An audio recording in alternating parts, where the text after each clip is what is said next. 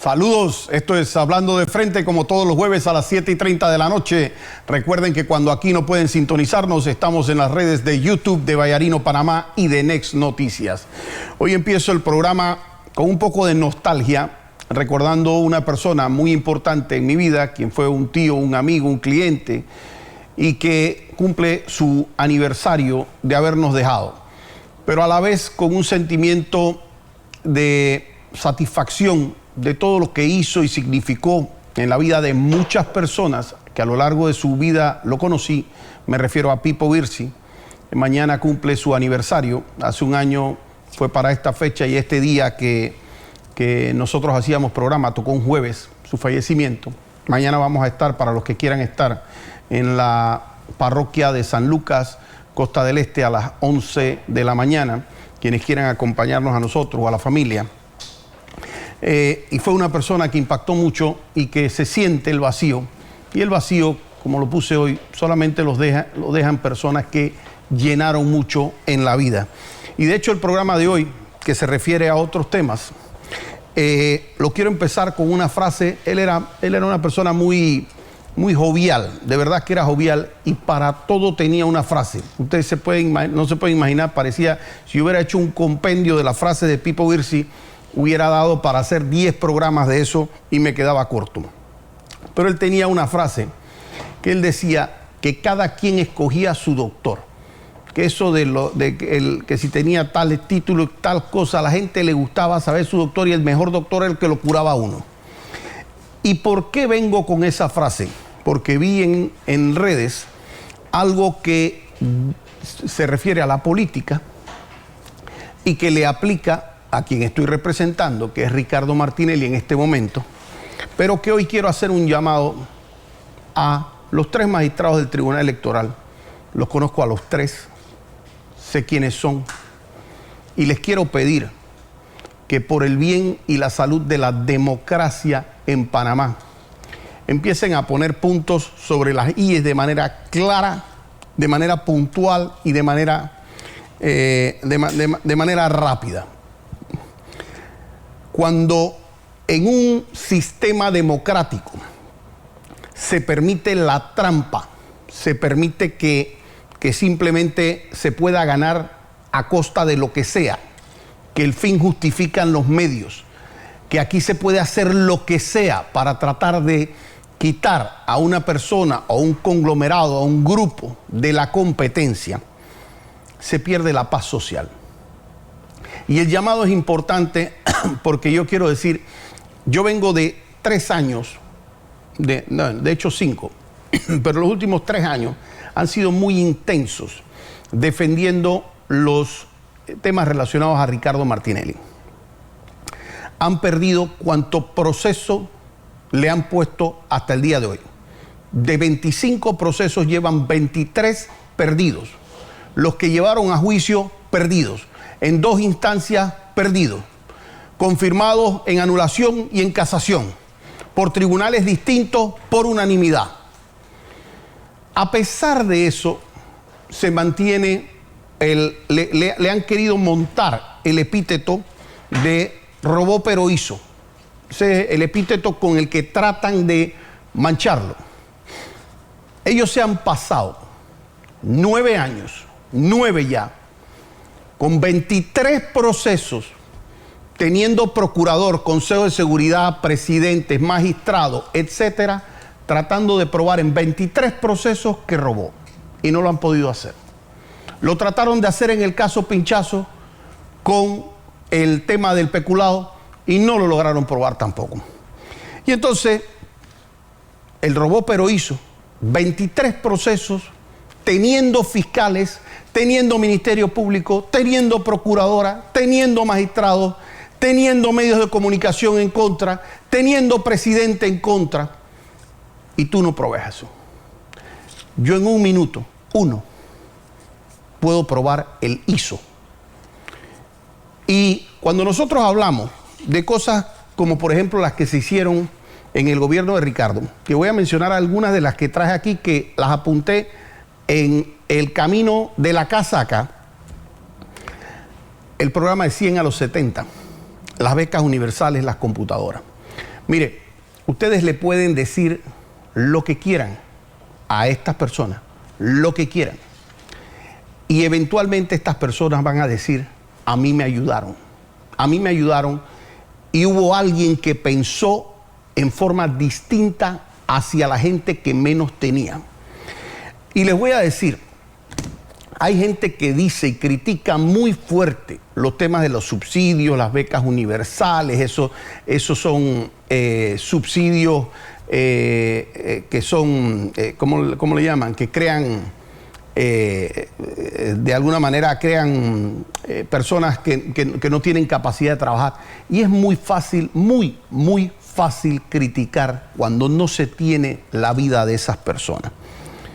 Los que tuvimos la oportunidad de educarnos, los que tuvimos la oportunidad de escuelas privadas, los que tuvimos la oportunidad de vivir en mejores condiciones desde nuestro nacimiento, no es que no tuvimos subsidios, es que esos subsidios nos los daba nuestro papá, nuestra mamá, las personas que nos querían, pero de alguna manera, si nosotros no hubiésemos tenido ni siquiera la posibilidad de comer bien, ni siquiera las bolsas de comida, si no hubiéramos tenido momentos agradables, aunque fuera un jamón en Navidad, etcétera, la vida hubiera sido distinta. Yo les puedo decir, porque yo he caminado este país bastante, uno se topa con situaciones que a uno le llegan al alma, admirables algunas. Yo he caminado por lugares de Capira, bien metido para la montaña, en donde uno cuando va caminando y de repente se topa una casa de una persona campesina, y esa persona le dice a uno le pregunta cómo está, y dice, fantástico, tiene un alma que de verdad que uno quisiera tener, envidiable, una fortaleza envidiable. Y uno mira así y ve, y tienen como 10, 12 hijos, y sin zapatos mucho, la casa, una casita, sin mayores comodidades, muchas veces piso de barro. No tienen la capacidad ni los estudios para realmente sostener eso. Son unas familias que viven bastante autosostenidas de lo que les da la naturaleza, el campo. Y uno les pregunta ¿y cómo están? Y son agradecidos con Dios. Dicen, muy bien, licenciado.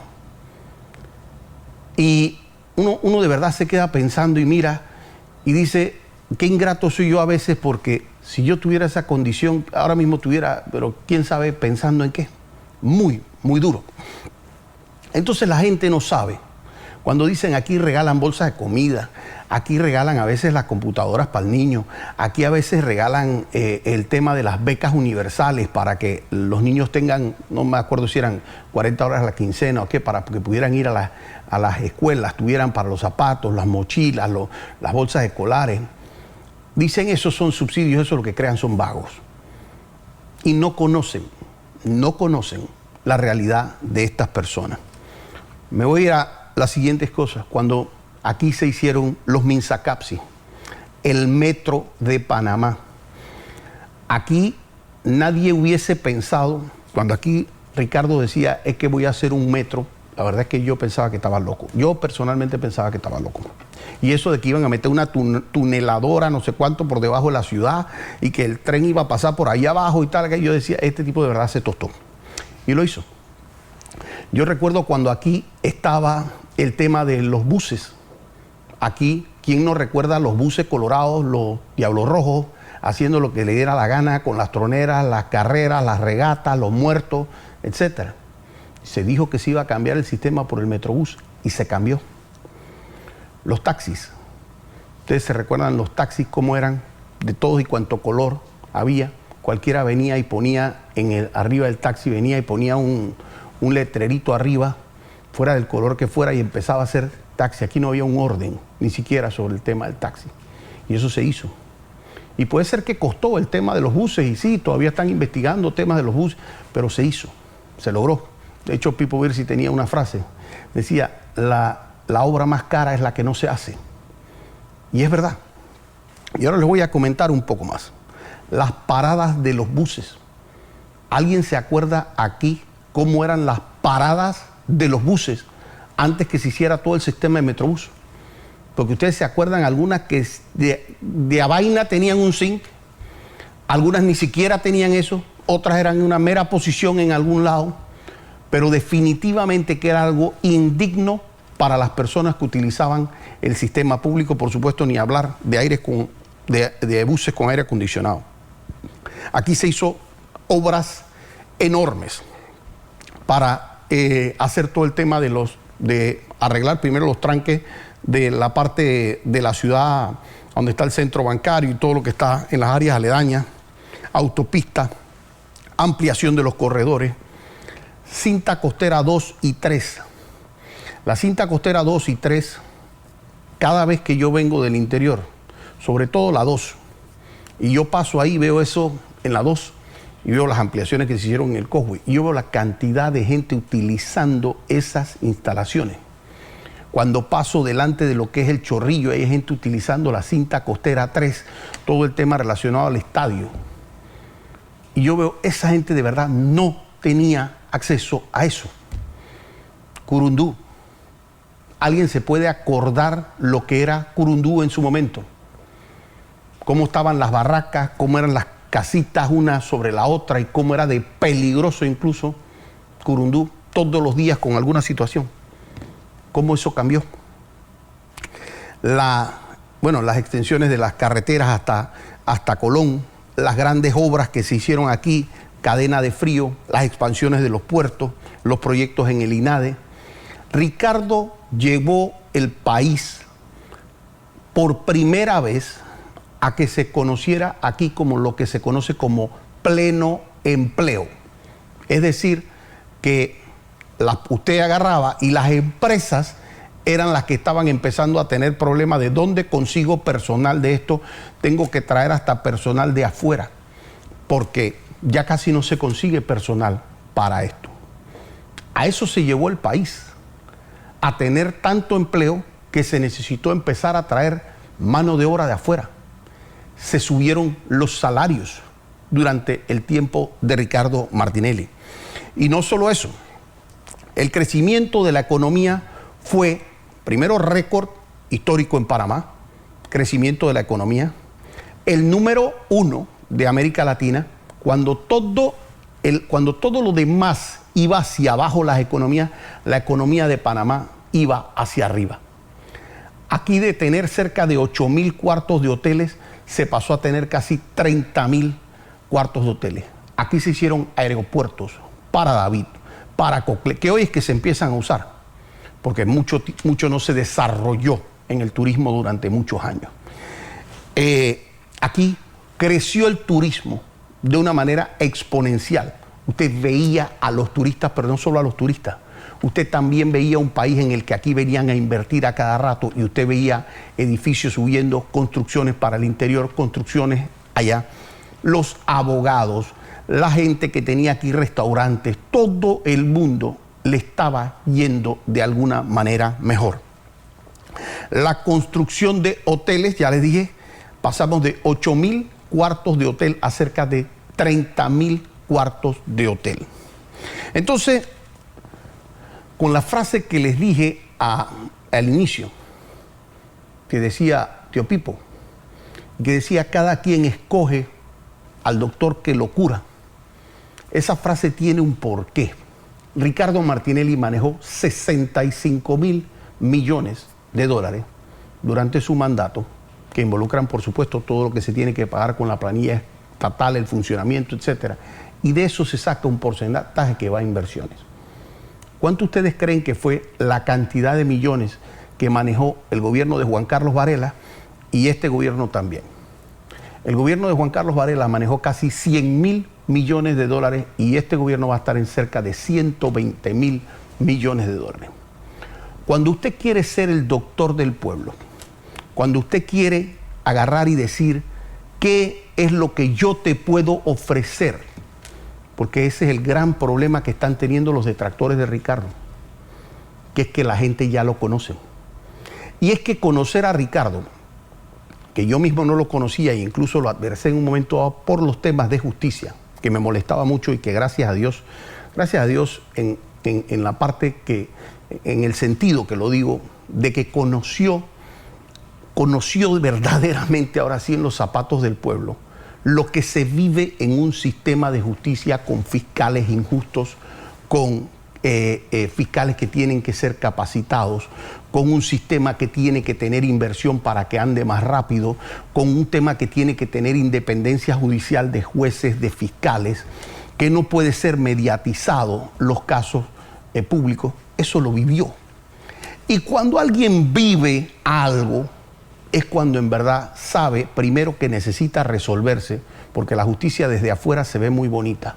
La justicia desde afuera parece, eso no está pasando nada con la justicia, hasta que a alguien le pasa algo con la justicia, y entonces sí dice, no puedo creer que esto sea así. Bueno, sí, bienvenido al club, es así. Y te toca a ti entender que de alguna manera debes hacer algo para lograr que ese sistema injusto cambie. Y por ser injusto no significa que tiene que ser más flexible. Ojo, porque mucha gente confunde el que un sistema funcione de manera correcta con que sea más blando, y es totalmente lo contrario. Un sistema puede ser más rígido en base a capacitar fiscales, independizar fiscales, darle herramientas al Instituto de Medicina Legal y Ciencias Forenses, tener suficientes funcionarios para que todas las investigaciones no se saturen en despachos. La justicia tiene que ser rápida. A mí no me sirve un proceso en donde yo me pase 7, 8, 9, 10 años resolviendo. Eso no es justicia, salga como salga el tema de la sentencia. Nosotros no podemos tener una justicia entregada a los medios de comunicación, en donde los medios de comunicación decidan en base a el escándalo que hagan las partes a quién deben condenar porque amedrentan a los jueces o amedrentan magistrados. Comprender eso en el pellejo, en la piel, es lo que hace de verdad que pueda hacerse algo distinto. Estaba chequeando el tiempo para ver cómo vamos. Fíjense, antes que nada, quiero hacer un anuncio que se me ha pasado, lo tenía pendiente, y esta ha sido una colaboración que ha hecho la diputada Mayín Correa, que ha hecho una selección muy buena en los Varela Leaks, en los libritos de los Varela Leaks, los ha impreso y ha dejado que pueden pasar aquí a la entrada del Next a buscar su librito con los Varela Leaks, que ella, con mucho amor a su patria, ha donado para que puedan ser vistos por todos los que quieran realmente examinar cómo funcionan esos Varela Leaks. Y de paso les indico que a partir de la otra semana nosotros vamos a empezar con una serie de programas relacionados pues a los Varela Leaks. Volviendo al tema político, ahora yo escucho en los otros canales, ahora que se cansaron, ahora que se dieron cuenta que no han logrado sus temas en la parte judicial, ahora vienen con la cantaleta de lo de afuera, ahora vienen con la cantaleta hoy del artículo 178 de la Constitución Nacional. Y dicen, es que Ricardo Martinelli no puede correr porque no tiene 2 periodos. Porque no tiene 2 periodos afuera completo, porque en mayo sería un día antes. Miren, Tribunal Electoral, este era mi llamado principal.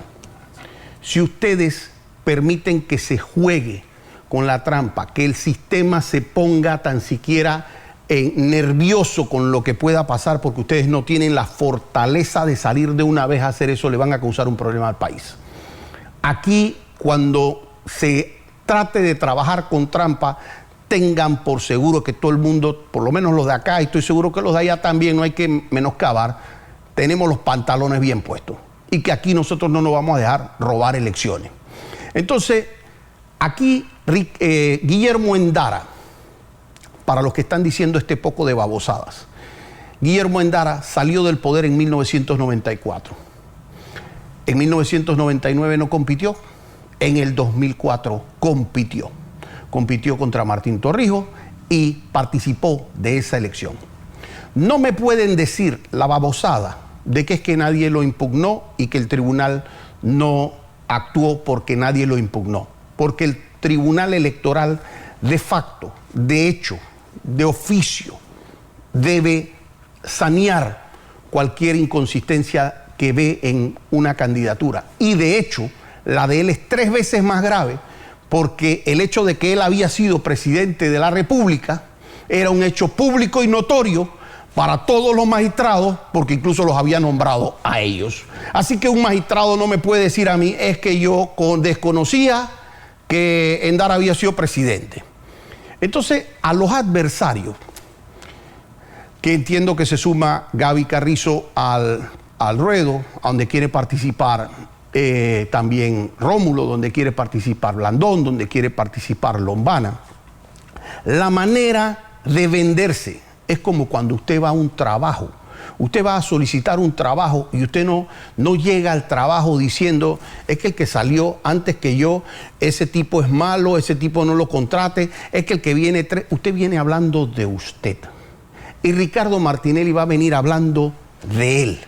Y por supuesto que van a haber algunos cuestionamientos, porque Ricardo, por supuesto que dentro de los errores que puede haber aprendido, definitivamente que cuando usted tiene un país en donde se estaban haciendo obras por todos lados, 10 veces las obras que se habían hecho en un momento dado en gobiernos anteriores, por supuesto que usted puede tener espacios en donde algunas cosas no se controlaron en la debida forma. Usted está con el mismo personal tratando de controlar 10 veces las obras.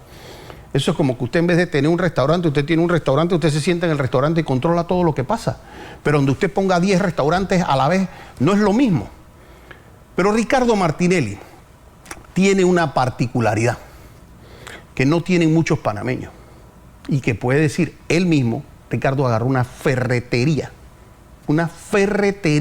de la que él en su momento fue gerente, subgerente, no sé qué fue, la compró y de hecho, de eso ha hecho una de las empresas más grandes del país, si no la más grande, con casi 7.000 empleados. Y cuando usted tiene una persona que hace eso, que no lo hacemos el resto de los mortales, porque tenemos un par de decenas de trabajadores que trabajan para nosotros, pero cuando usted tiene esa capacidad de usted solamente hacer 7.000 empleos directos, no estamos hablando de lo que va indirecto de eso, directo. Usted es una persona con mucha capacidad y también lo demostró en el país. Entonces mi consejo para los otros candidatos que vienen al ruedo es venir en buena lid, presentar su currículum. Entonces Lombana debe venir al país y decir, esto es lo que yo he hecho y esto es lo que yo quiero hacer. Yo he creado tantos empleos en mi vida y planeo de esta manera ayudar al país haciendo esto. Y si las personas ven capacidad en él y sienten que él puede apoyar a generar empleos en el país, a hacer cuestiones buenas por el país, entonces perfecto, eso es la persona por quien deben votar. Y si él quiere es cambiar los temas de justicia, hacer cuestiones porque él quiere perseguir el delito, yo le aconsejo que se postule para Procurador General de la Nación. El puesto no es presidente de la República. Ricardo Martinelli va a decir, a mí me dieron esta cantidad de plata y con esta cantidad de plata que me dieron durante mi gobierno, que es la mitad de lo que tuvieron los otros, yo hice esto y esto. Gaby tiene que venir actualmente y tiene que decir, esto es lo que yo he hecho, esto es lo que puedo hacer, estas son mis capacidades, este es mi plan, pero venir en positivo, porque eso le va a servir al país. Rómulo, le tengo un consejo. Eso es el polvo que me ponen para que no se mire el brillo, ¿eh? Rómulo, le tengo un consejo.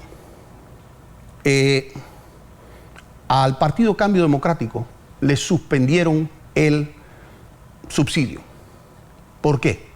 Porque no se ha llamado a elecciones. Rómulo dice tener gente adentro de Cambio Democrático.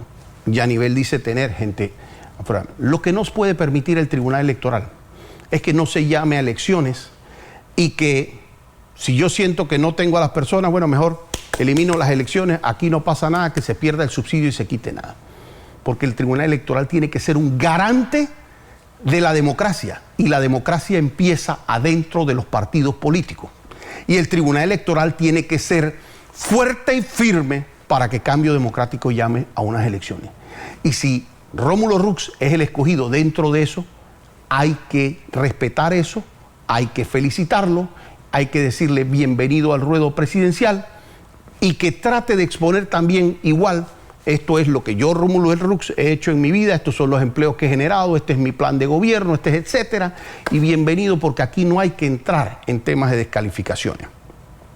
Si Rómulo no logra eso, que reconozca el triunfo de Yanivel, que vea dónde son sus opciones políticas de generar una mejor propuesta país, pero no tratar de estar desbaratando el sistema democrático porque no se cuenta con los votos. Si Ricardo Martinelli tuviera 2% en las encuestas, nadie estuviera tirándole plomo. Pero como ha estado marcando tan alto en las encuestas, entonces se está buscando de ver cómo es la fórmula porque se siente que en votos no logran hacerlo. Y el Tribunal Electoral, los magistrados de la Corte, tienen que ser muy celosos de no meterse en las decisiones del pueblo panameño porque el pueblo panameño ya está tomando una decisión. Y métanse con la decisión de quienes ustedes quieran, menos con la decisión del pueblo panameño. Al final, el pueblo va a tomar una decisión. Yo pienso que esa decisión pudiera, por lo menos al día de hoy, de manera muy marcada, favorecer a Ricardo Martinelli. Todos los días pienso, cuando tengo la ocasión de hablar con él, hay gente que piensa por todo el daño que le hicieron, como en su momento dado le hicieron daño a Nelson Mandela, que piensan que él viene con una actitud de venganza. Nosotros estamos claros que eso no es lo mejor para el país. Y eso es un escenario muy importante, porque hay veces que usted tiene las ganas de pelear, ya sea con su suegra, con el suegro, con el hermano, con el primo, pero usted se aguanta porque usted sabe que eso no es bueno para la familia. Yo quisiera pensar, el otro día le decía a Ricardo, sabes que no tengo en mi historia reciente una persona que haya completado 2 presidencias. No la hay. Hay personas que lo han reelecto, pero lo han tumbado a los 15 días como presidente reelecto. Pero no hay presidentes que hayan completado 2 periodos. Y quisiera verlo completar ese periodo, porque quisiera la raza que él representaba. 27 años de su vida le quitaron. Y cuando él fue electo presidente, la gente pensaba, este tipo va a desbaratar a los contrarios. Pero la actitud que él tomó, que fue una actitud conciliadora, fue lo que permitió que ese país saliera adelante. Y eso es lo que yo quisiera ver. Pero el mensaje, para que no desbaratemos al país, es que se respeten las normas, dejen de estar inventando formas para decidir las elecciones entre 3 personas y dejemos que las elecciones las decidan las 2 millones de personas que van a la votación. Los veo así hasta el próximo jueves, aquí, Hablando de Frente.